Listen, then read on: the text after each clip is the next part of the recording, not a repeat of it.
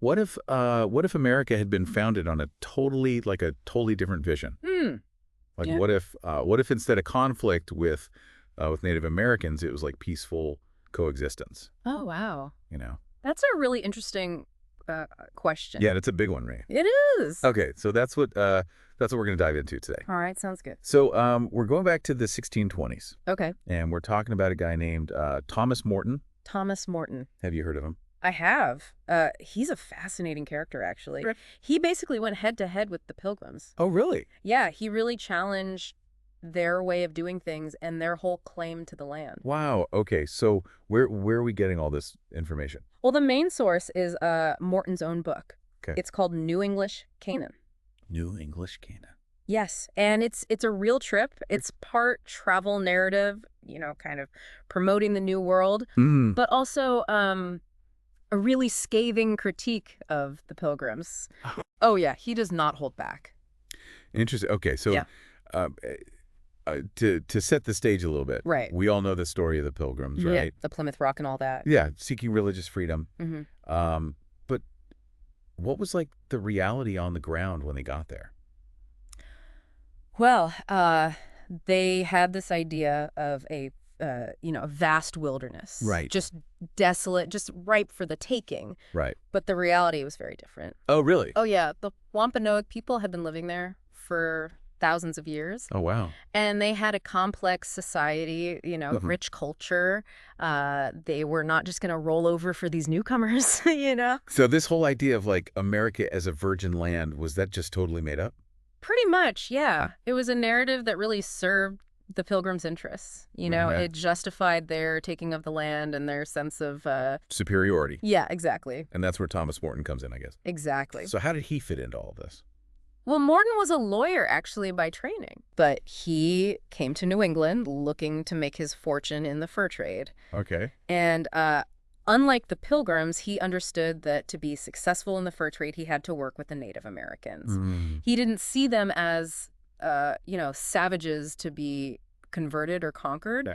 but as partners, Okay. business partners. Wow. So that's a pretty different mindset from the Pilgrims. Yeah, very different. So I'm guessing they weren't thrilled about that. No, they were not happy about it. Yeah. What did they think? They saw his close ties to the Wampanoag as a real threat, Mm. a threat to their authority, to their whole way of life. Mm. They accused him of all sorts of things. Like what? Well, they said he was selling guns to the natives, Oh, wow. undermining their religious beliefs, all sorts of things. So there was tension from the start. Yeah, right from the get-go. So where did this conflict play out? Well, one of the main flashpoints was Morton's own settlement. Oh, he had his own settlement. Yeah, he called it Marymount. Marymount. Yeah, and it was basically the opposite of the Pilgrims' strict, pious community. Interesting. It was a place of revelry, Oh, wow. free-spirited living. He even put up a maypole. A maypole. Yeah, big symbol of pagan festivities, Hmm. I bet the Pilgrims loved that. Oh, yeah. They were not happy about that at all. So it sounds like he was poking the bear a little bit. Yeah, I think he was definitely pushing their buttons. Did he realize he was doing that? Oh, absolutely. Okay. Morton was a very sharp guy. He Mhm. was witty, he was a keen observer of human nature, and he saw right through the Pilgrims, What their hypocrisy. yeah, their hypocrisy, their Yeah. self-righteousness, and he wasn't afraid to make fun of them.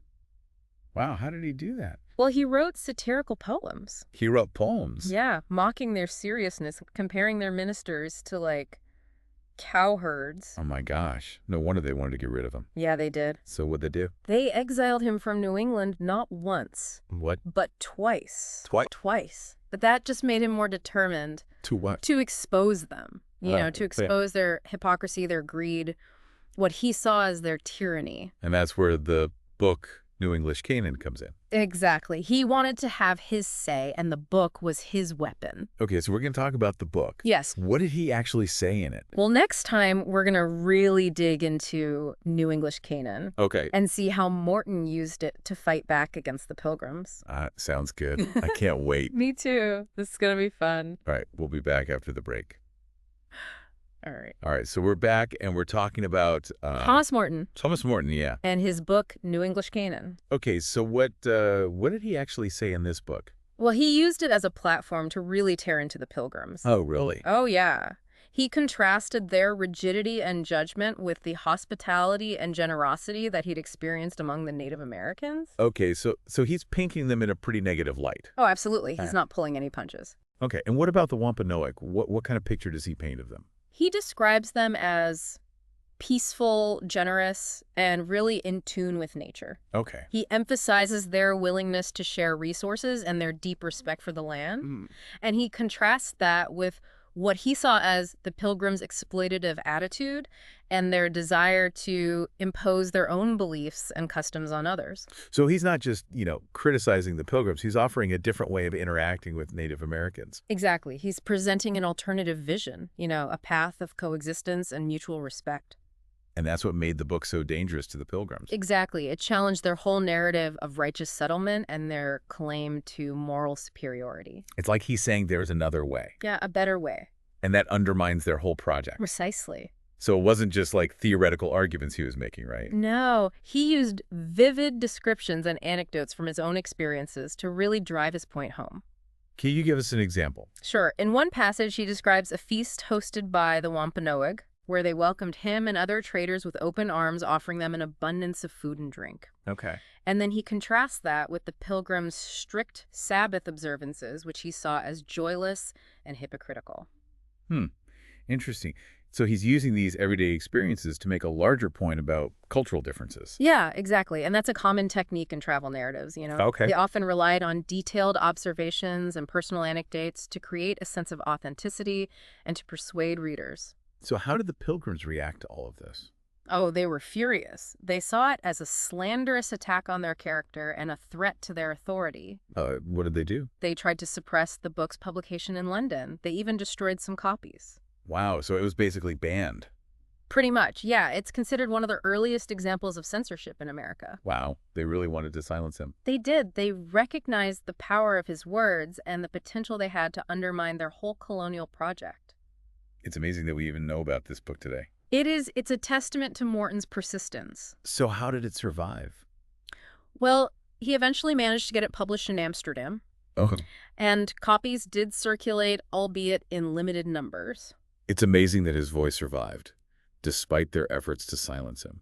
It's a reminder that ideas can be very powerful. So did the book have any actual impact on the relationship between the colonists and the Native Americans?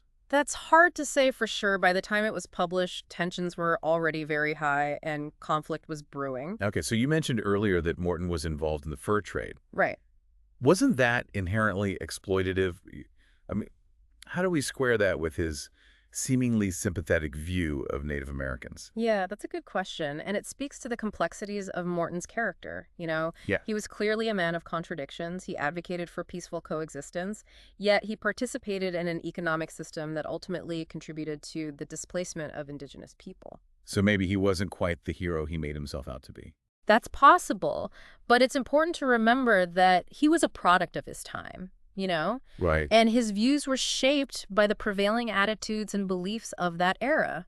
Even so, his vision of a more equitable relationship with Native Americans stands out as a radical departure from the dominant narrative of conquest and control. Yeah, it's a vision that still resonates today as we grapple with the legacies of colonialism Absolutely. and the ongoing struggle for justice and reconciliation. It's a reminder that history is full of alternative paths, not taken, voices silenced, and perspectives that challenge the dominant narrative. It makes you wonder what might have happened if things had gone differently. Yeah, it really does. So what do you think might have happened if Morton's vision of peaceful coexistence had actually taken root? Oh, that's a fascinating thought experiment. Yeah. Could we have avoided the centuries of conflict and displacement that followed? Mm. Could a more equitable and sustainable relationship between Europeans and Native Americans have emerged? Yeah, it's impossible to know for sure.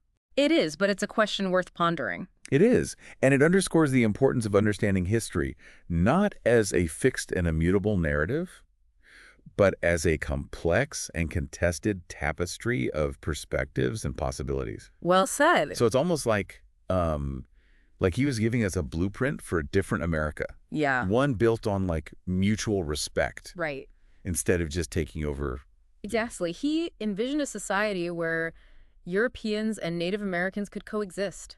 share resources, learn from each other's cultures. And that was just totally incompatible with what the Pilgrims wanted. Yeah, they were committed to establishing a theocracy. A theocracy. Yeah, a society governed by their very strict religious principles. Oh, wow. So anything that went against that was like a huge threat to them. A threat to their very existence. So Morton's ideas about, tolerance and pluralism, it just didn't fit in. Not at all. And that's why they had to silence him, suppress his book, try to erase his vision from history. But they couldn't completely do it. His book is still around, and his story is still challenging. Yeah. How we think about early America. It really is. It raises those questions about history itself. Like what? Like who gets to tell the story? What? Whose voices are amplified and whose voices are silenced? Yeah, and those are questions we're still asking today. Absolutely. As we try to, re-examine our past and confront uncomfortable truths about our country's origins. Yeah, exactly.